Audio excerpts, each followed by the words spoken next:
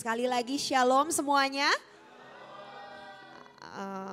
Saya akan menyampaikan firman Tuhan pagi hari ini. Saudara, di PayHey, saudara mungkin sudah sering mendengar, Seria sudah menyampaikan dalam seminar ketika kita kemarin Rosh Hashanah, dan firman Tuhan yang baik itu sudah dibagikan di YouTube, bahwa di PayHey ini adalah tahun di mana Tuhan menghembuskan nafasnya sehingga ada kehidupan kepada setiap kita. Amin. Saudara yang mungkin hari ini engkau sedang mengalami kematian di dalam ekonomi saudara. Saudara sedang mengalami kematian dalam sukacitamu, dalam pengharapanmu, dalam apapun juga. Sehingga engkau terlihat seperti apa ya, dikatakan seperti zombie gitu ya. Hidup tapi kayak gak hidup. Ya saudara ya, kebas. Karena mungkin di dalammu sukacitamu sudah mati. Di dalammu pengharapanmu udah mati. Engkau melihat sepertinya keadaanmu seperti yang kemarin Serias katakan, kenyataan demi kenyataan yang iblis perlihatkan, sehingga itu membuat engkau kehilangan pengharapan. Kebas dari hidup kita saudara ya. Dan tapi hari ini kita mau diingatkan kembali sama firman Tuhan. Di Kejadian saudara, ketika Tuhan Allah menciptakan manusia pertama, setelah dia membentuknya dari debu dan tanah, apa yang Tuhan lakukan supaya ciptaannya itu bisa hidup? Dia hembuskan nafasnya. Nafas Allah dihembuskan. Sehingga ciptaannya itu hidup. Amin saudara. Sehingga apa yang kita pelajari di sini, bahwa Tuhan itu menghendaki yang namanya kehidupan. Karena rancangannya adalah rancangan damai sejahtera, bukan rancangan kecelakaan. Tuhan gak pernah menciptakan sesuatu manusia untuk ujung-ujungnya tuh maut. Ya saudara ya, kematian apa dalam hal apapun. Jadi Tuhan merancang, Tuhan memberikan nafas sehingga manusia itu hidup. Tapi ketika kita baca di Kejadian pasal 3, saudara, apa yang terjadi di sana? Iblis datang. Ya. Iblis datang, dia mau mengambil apa yang Tuhan berikan, yaitu kehidupan itu. Dia datang di sana, saudara, dan iblis mulai berkata-kata kepada manusia, dan apa yang terjadi, manusia jatuh dalam dosa. Kemudian di sana Bapak Ibu, mereka kehilangan apa semua yang sudah Tuhan berikan dalam kehidupan mereka. Jadi saudara bisa lihat di sini bahwa Tuhan memberikan kehidupan, tapi setan, iblis, musuh kita selalu mau yang namanya kematian, maut. Karena firman Tuhan berkata upah dosa ialah maut. Ya saudara ya. Dan di ayat yang lain dalam firman Tuhan juga dikatakan pencuri, yaitu siapa? Iblis, dia datang untuk mencuri, membunuh, membinasakan. Jadi saudara sudah jelas sekali ketika Tuhan berjanji memberikan kehidupan dalam hidup saudara, ada satu pihak yang tidak suka. Yang dia mau adalah kematian, yang dia mau adalah maut, yang dia mau adalah saudara gak berhasil, yang dia mau adalah semua yang berbanding terbalik dari apa yang sudah Tuhan rancang. Ini yang harus kita ketahui saudara. Ya. Tapi hari ini kita mau belajar sama-sama. Gimana sih saudara bahwa di tahun PayHey ini, ketika Tuhan berjanji memberikan kehidupan kepada saudara dan saya, kunci apa yang harus kita punya supaya kita menerima apa yang Tuhan janjikan dan bukan apa yang musuh rancangkan. Amin saudara. Siapa yang mau belajar pagi hari ini? Saudara mau belajar sama-sama pagi hari ini? Kita mau belajar kunci apa sih yang Tuhan mau ajar buat setiap kita supaya kita terima kehidupan yang daripada Tuhan. Yang pertama, kita langsung saja baca firman Tuhan. Ya. Kita mau lihat sama-sama saudara di Kejadian pasal 3. Nah, yang pertama yang saya catat di sini adalah waktu saudara, kalau di Kejadian pasal 3 itu dikatakan di sana, saya baca mulai ayat 2 ya saudara. Ayat 2 sampai 5 saya akan bacakan buat saudara. Kejadian pasal 3 2 sampai 5. Lalu sahut perempuan itu kepada ular itu, buah pohon-pohonan dalam taman ini boleh kami makan. Tetapi tentang buah pohon yang ada di tengah-tengah taman, Allah berfirman, jangan kamu makan ataupun raba buah itu. Nanti kamu mati. Ayat 4, tetapi ular itu berkata kepada perempuan itu, sekali-kali kamu tidak akan mati. Ayat 5, tetapi Allah mengetahui bahwa pada waktu kamu memakannya, matamu akan terbuka dan kamu akan menjadi seperti Allah, tahu tentang yang baik dan yang jahat. Di ayat 1 saudara, di situ waktu dia nyamperin Hawa ya, dia bilang seperti ini, tentulah Allah berfirman. Nah ini saudara, kunci yang pertama yang kita mau belajar sama-sama, gimana supaya apa yang jadi janji Tuhan, kehidupan yang Tuhan janjikan dalam hidup saudara itu yang saudara terima. Yang pertama saudara, yang pertama yang saya catat di sini adalah jangan mau dibohongi sama iblis. Amin. Ini sesuatu yang simple, tapi seringkali kita terbawa dalam setiap kebohongannya, betul? Betul gak saudara? Ya, ini sesuatu yang sederhana. Jangan mau dibohongi sama iblis. Iblis bilang di situ di ayat 1 ya. Tentulah Allah berfirman. Bukankah seringkali di telinga kita sering muncul perkataan-perkataan seperti itu?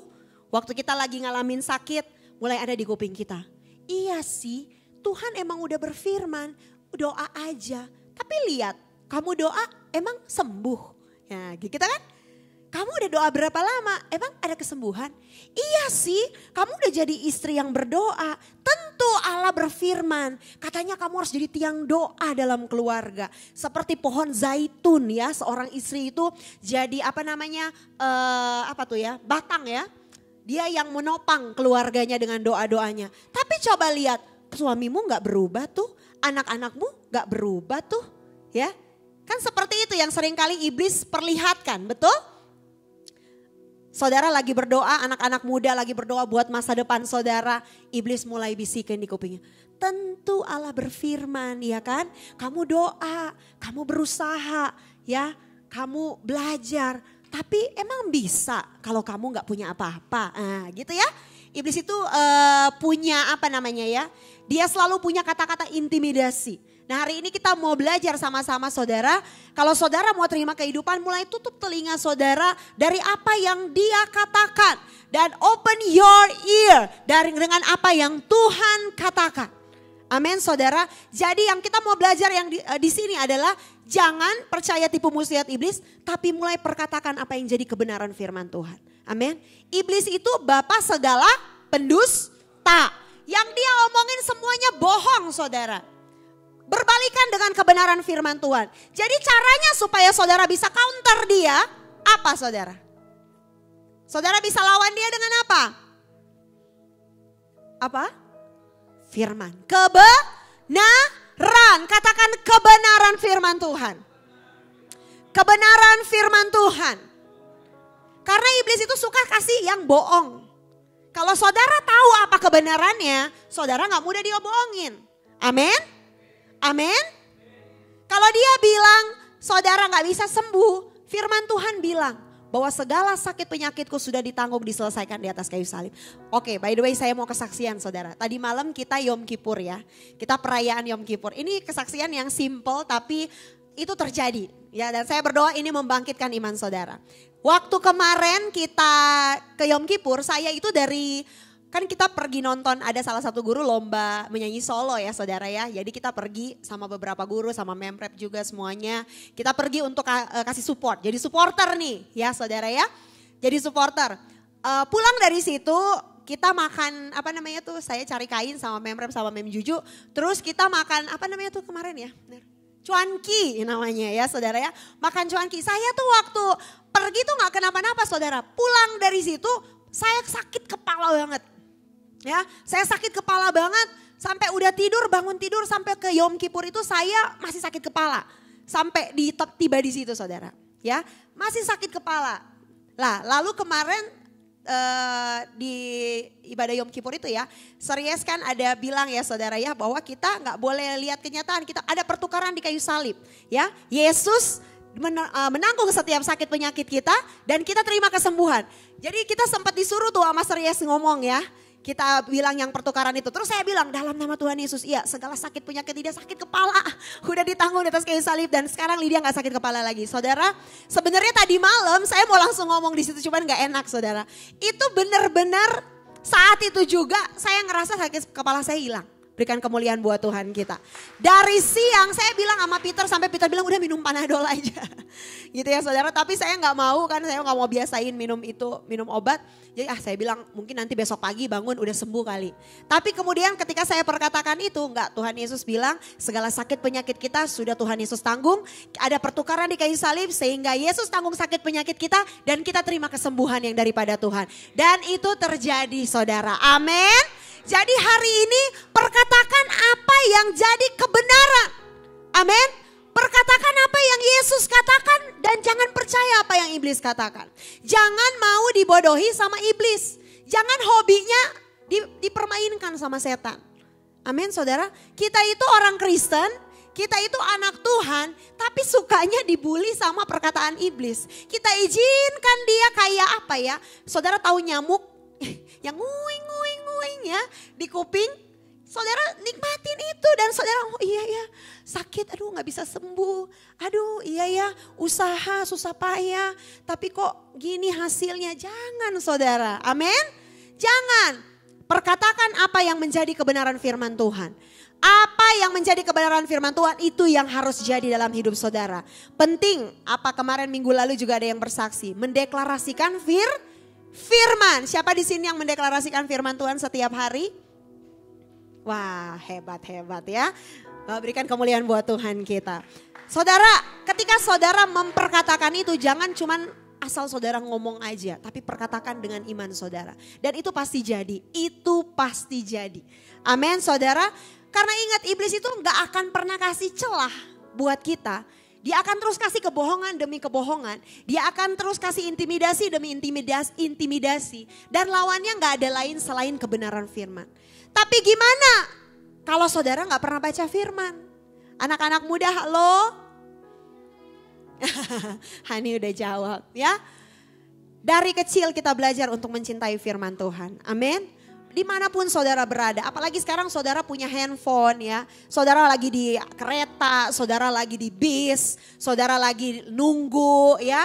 Sambil mungkin bapak-bapak lagi nungguin istri belanja di mall. Ya jangan sambil main game, sambil nunggu ya, killing time. Saudara ngapain gitu ya. Coba saudara dikasih kemudahan sekarang punya Alkitab yang ini bukan supaya saudara jadi males baca Alkitab yang di buku ya saudara ya. Tapi saudara punya ini supaya saudara bisa mobile di mana-mana saudara bisa baca firman. Amin. Ketika saudara terus membiasakan diri saudara dengar kebenaran dan kebenaran itu tertanam di hati saudara, itu apa ya? Sudah tertanam di sininya saudara, dalam roh saudara, dalam jiwa saudara. Ketika iblis kasih kebohongan demi kebohongan, engkau gak akan dengan mudah percaya itu. Amin. Engkau gak akan dengan mudah termakan itu. Engkau gak akan dengan mudah untuk ngikutin apa yang dia mau. Engkau akan counter. Amin. Saudara akan counter, saudara akan lawan. Gak, ini yang Tuhan katakan, ini yang Tuhan katakan. Amin saudara, seperti yang Yesus lakukan ketika dia dicobai di padang gurun. Tuhan Yesus selalu bilang, ada tertulis, ada tertulis, ada tertulis. Yesus sudah kasih tahu kuncinya. Saudara mau lawan setiap kebohongan iblis, perkatakan kebenaran. Amin. Saudara mau lawan setiap kebohongan iblis, perkatakan kebenaran firman.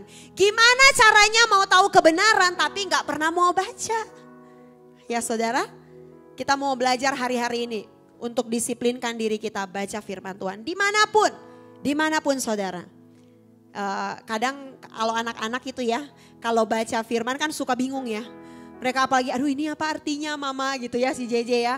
Baca sama Wenping kalau malam-malam gitu ya. Saya suka bilang coba sambil bayangin ya, sambil diimajinasiin. Supaya bisa ingat terus ngebayangin, oh iya gini. Kalau saya suka gitu saudara.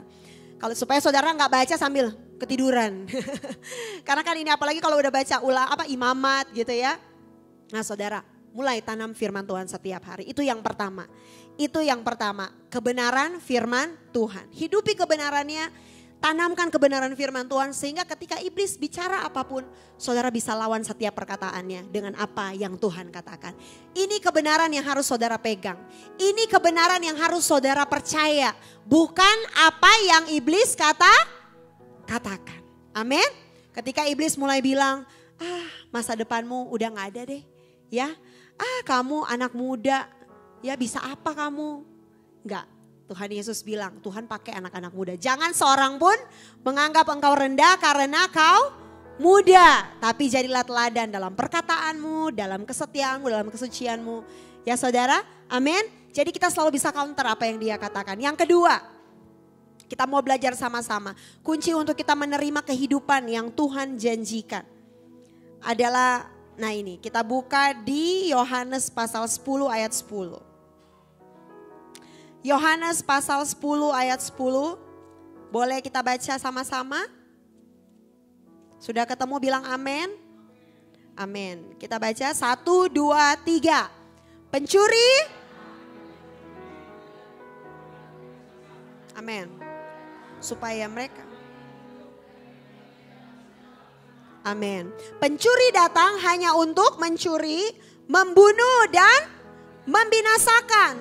Aku datang supaya mereka mempunyai hidup dan mempunyainya dalam segala kelimpahan. Amin. Tadi yang sudah saya katakan saudara, Tuhan ketika dia menciptakan manusia dia kasih kehidupan. Tapi ada satu musuh, dia selalu mau curi apa yang Tuhan kasih dalam hidup saudara. Dia mau curi damai sejahtera saudara, dia mau curi pengharapan saudara, dia mau curi apa yang saudara punya, yang saudara terima daripada Tuhan. Karena tujuannya satu adalah mencuri, membunuh, membinasakan. Itu tujuannya. Ketika ada goncangan dalam hidupmu, dalam usahamu, dalam rumah tanggamu, dalam pekerjaan, dalam pelayanan, dalam segala hal dalam hidupmu, tujuan dia cuma satu, mencuri, membunuh, membinasakan saudara. Cuman itu aja saudara. Tapi kita mau belajar sama-sama. Kalau pencuri datang, kira-kira apa yang harus kita lakukan saudara? Ya. Kalau pencuri datang, sebelum dia datang saudara harus apa? Berjaga-jaga. Saudara, ada banyak kali Tuhan mengulang kata berjaga-jaga dalam Alkitab. Karena ini yang harus saudara dan saya lakukan. Gimana supaya iblis gak mencuri, membunuh, membinasakan saudara. Karena sekali saudara kelepasan dia masuk, itu udah fatal saudara. Ya, tapi berjaga-jaga jangan sampai dia masuk. Berjaga-jaga jangan sampai dia masuk dalam kehidupan saudara. Berjaga-jaga jangan sampai dia masuk dalam keluargamu. Berjaga-jaga jangan sampai dia menyusup dalam kehidupan saudara. Berjaga-jaga, katakan berjaga-jaga. Amin. Berjaga-jaga. Karena kalau pencuri kita gak mau masuk ke rumah kita, kita pasti berjaga-jaga ya. Kalau saudara tahu ada pencuri mau datang, ada saudara yang mau tidur. Atau ada pencuri yang kasih tahu, oke, jam segini saya mau datang ya. Ada yang kayak gitu saudara? Gak ada kan? Gak ada saudara. Pencuri itu datangnya tiba-tiba. Ya, maling datangnya tiba-tiba. Masuk dari mana gitu ya. Saudara, berjaga-jaga. Berhati-hati. Amin saudara. Cara kita berjaga-jaga gimana saudara? Cara berjaga-jaga bagaimana? Berdoa. Pinter-pinter, itu tepuk tangan dulu dong. Aduh. Wah. Berjaga-jaga, berdoa. Tuhan Yesus waktu di Taman Getsemani dia bilang ke murid-muridnya, ya, untuk berjaga-jaga. Tapi pada akhirnya mereka ngapain saudara? Tertidur ya.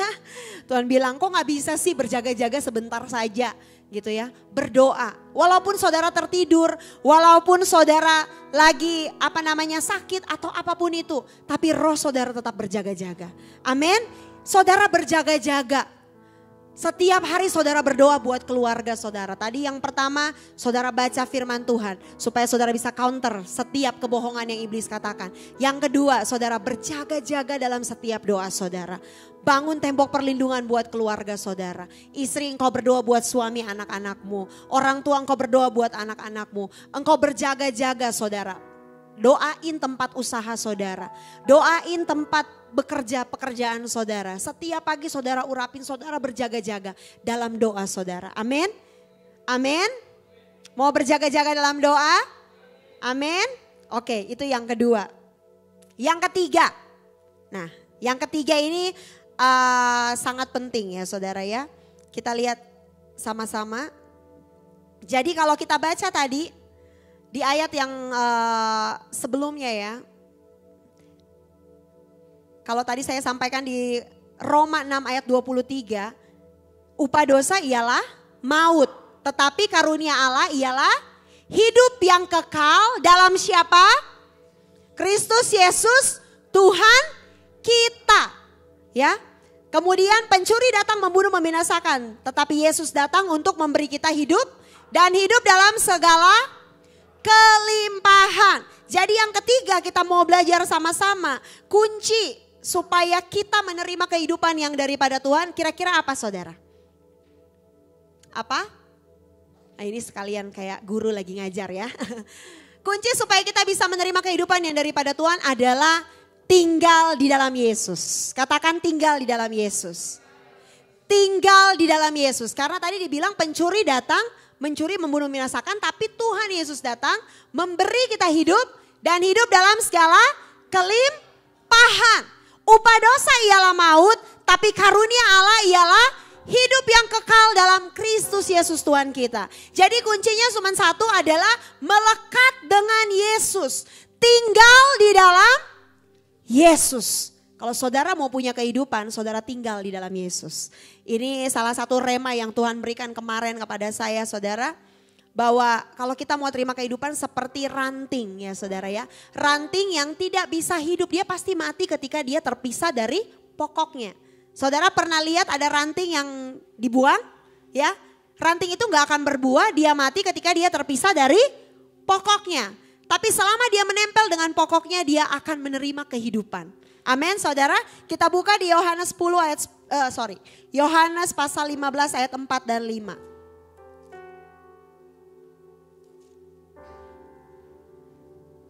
Yohanes pasal 15 ayat 4 dan 5.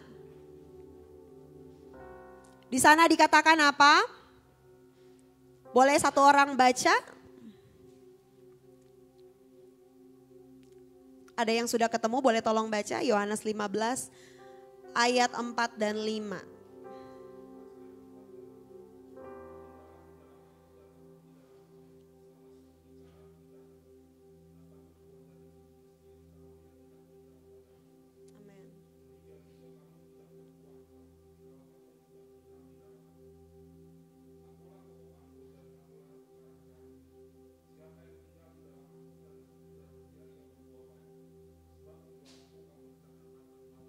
Amin, terima kasih Pak. Di situ dikatakan tinggallah di dalam aku dan aku di dalam kamu. Sebab seperti ranting yang tidak dapat berbuah jika dia tidak menetap pada pokoknya.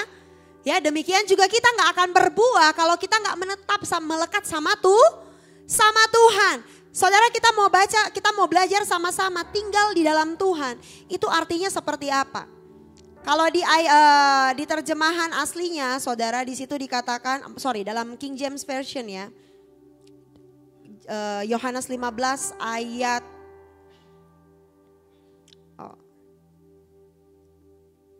ayat 4 ya, itu dikatakan abide in me, katakan abide in me. Ya, abide in me, kata abide itu saudara, itu bisa diartikan obey. Diartikan juga comply, menuruti. Jadi kalau dikatakan tinggal di dalam Tuhan. Kalau saudara mau terima kehidupan dan Tuhan katakan tinggal di dalam aku. Apa artinya tinggal saudara? Artinya abide in God. Arti abide apa? Obey sama Tuhan. Katakan obey. Jadi kata abide, tinggal di dalam Tuhan. Itu artinya adalah obey. Saudara, kalau saudara mau terima kehidupan, saudara gak mau hidupmu hancur, saudara gak mau iblis mencuri, membunuh dan membinasakan hidupmu. Kita mau belajar sama-sama untuk obey. Abide itu artinya obey. Katakan obey. Taat, nurut sama Tuhan. Amin. Saudara, apa yang bikin Adam dan Hawa kehilangan apa yang seharusnya mereka nikmati di Taman Eden? Karena satu hal, ketidaktaatan. Amin saudara. Ketidaktaatan, harusnya kehidupan yang mereka terima. Tapi mereka jatuh dalam dosa dan upah dosa dikatakan ialah maut. Tapi hari ini kita mau belajar sama-sama. Kalau kita mau terima kehidupan yang daripada Tuhan, kita mau abide in Him. Dan abide yang pertama artinya adalah obey. Amin. Menuruti, nurut sama Tuhan. Nurut sama Tuhan, amin. Yang saya mau kasih contoh ya, khususnya buat anak-anak muda ya. Paling susah nasehatin anak muda yang lagi jatuh cinta. Betul ya? Paling susah nasehatin anak muda yang lagi jatuh cinta. Karena seperti yang kemarin juga dikasih tahu sama Mas Ries ya. Katanya kan dikatakan bahwa cinta itu buta. Bukan hanya anak muda yang kalau jatuh cinta itu susah dinasehatin. Ada juga yang udah tua. Kok yang di belakang senyum-senyum ya. Ada juga saudara yang kalau udah jatuh cinta itu susah dikasih tahu saudara. Dan kita berdua ya saudara, kita dipercayakan jadi youth pastor. Dan sering sekali kita nasehatin anak-anak muda. Ya, sering kasih tahu mengenai pasangan hidup saudara. Mengenai pasangan hidup dan apapun itu kita selalu kasih tahu. Karena saudara, kita sendiri dalam pernikahan juga ngalamin. Ya, yang sehati, maksudnya yang sevisi, yang seiman aja. Saudara itu mematikan dirinya banyak, matiin egonya banyak, gak seia sekatanya banyak. Apalagi saudara, saudara yang salah pilih. Saudara yang jodohnya bukan datang daripada Tuhan. Ya, jadi anak-anak muda please jatuh cinta boleh tapi jangan jadi BEGO. Saya gak berani sebut ya. Karena kadang udah buta sama cinta, semua nasihat gak mau didengerin. Ya, udah jatuh cinta. Ya, nanti nih ya, ketika di pernikahan udah ngalamin yang namanya bentrok, ya, di pernikahan udah ngalamin karena gini, anak usia belasan kayak Sasa, ya, anak-anak remaja nih ya, saudara, ketika mereka lagi pubertas, jatuh cinta, pasti yang dibayangannya punya pacar yang ganteng, yang lucu, yang seru kalau diajak jalan, asik buat chat-chatan. Di usia segitu kan lagi cute-cute-nya ya pacarannya ya. Maksudnya lagi cute-cute-nya, kamu udah makan belum? Aku mau bobo ya, sleep call ya kan. Sampai pagi teleponan ya. Ini seperti menggambarkan saya pada zaman dulu. Ya, pada saat itu saudara, ya anak muda di usia segitu ekspektasinya cuman gitu aja. Tapi saudara saya mau kasih tahu anak-anak muda please dengar ini. Di pernikahan saudara gak cukup cuman itu, bukan gak cukup lagi. Itu cuman apa ya, itu cuman manis sesaat ya. Ci Ida udah senyum-senyum tuh. Ya. Di pernikahan itu saudara, saudara akan ketemu yang namanya saudara harus matiin ego. Ada yang namanya adjustment ya. Saudara gak suka dia ini, dia gak suka saudara gini. Karena saudara sudah dua jadi satu, gak bisa karena saudara gak suka itu tiba-tiba gak suka udah bisa aja. Gak bisa dong, ya gak bisa segampang itu dalam pernikahan. Di situ saudara harus oke, belajar sabar, matiin ego saudara, oke, terima ya. Oh dia gini, oke saya belajar menyesuaikan. Nah itu kan butuh kedewasaan ya. Anak-anak muda, jadi please dengar-dengaran kalau dikasih tahu. Taat, jangan nanti udah kejadian baru, oh iya ya dikasih tahu sama Cili dia gini. Oh iya ya dikasih tahu sama mama gini, papa. Tapi gak mau dengar-dengaran, ya. Kebas, ya, obey. Tinggal di dalam Tuhan, kalau engkau mau terima kehidupan, kalau saudara mau punya kehidupan yang penuh dengan harapan, rumah tanggamu bahagia, bisnis ya dalam bisnis. Udah dikasih tahu misalnya, jangan join sama ini, jangan kerja sama ini, orangnya gini ya. Kamu udah punya pengalaman ini dulu, jangan jatuh di lubang yang sama. Tapi terus aja dilakukan, gak mau obey, gak mau taat saudara. Ujung-ujungnya ditipu. Ujung-ujungnya gak dibayar, ujung-ujungnya saudara ngalamin lagi kerugian. Yang salah siapa? Tuhan yang salah? Orang yang nasehatin yang salah? Ya, kebas. Gak usah nyalain diri sendiri, tapi hari ini kita mau belajar sama-sama obey. Obey itu yang paling susah ketika kita fokus sama diri kita. Obey itu lawannya kalau kita self-center saudara. Ketika kita hanya mikirin diri kita sendiri, kita gak mau fokus sama Tuhan. Kenapa kita susah buat taat? Karena kita gak mau lihat ke Tuhan yang kita lihat ke diri kita. Gak mau mengampuni karena self-center. Aku udah disakitin gitu ya. Jadi kita gak mau ikut suruh Tuhan mengampuni, gak mau mengampuni. Ketika kita self-center, itu kendalanya. Jadi hari ini kita mau belajar sama-sama, kita lihat ke arah Tuhan. Apa yang Tuhan katakan, kita mau belajar sama-sama taat. Karena ingat Tuhan itu udah jauh ada di depan sana. Karena Tuhan bilang kan dia menyediakan masa depan yang penuh harapan. Artinya Tuhan udah ada di sana gak saudara? Kalau Tuhan bilang, aku memberikan kepadamu hari depan yang penuh harapan, artinya dia sudah ada di sana gak saudara? Sudah. Yesus sudah ada di sana. Makanya dia bisa kasih tahu saudara jalan-jalannya. Amin. Makanya dia bisa kasih saudara tahu kuncinya. Jangan lewat ini ya, lewat sini. Karena dia sudah ada di sana. Menyediakan saudara masa depan yang penuh harapan. Makanya Tuhan bisa kasih tahu. Jangan ini ya, jangan lakukan ini. Lakukan yang ini. Tapi kalau saudara gak mau obey, you're not abide in him, you're not obey. Ya itulah saudara kepentok masalah mulu, keikat terus sama masalah. Karena gak mau obey. Hari ini katakan saya mau obey.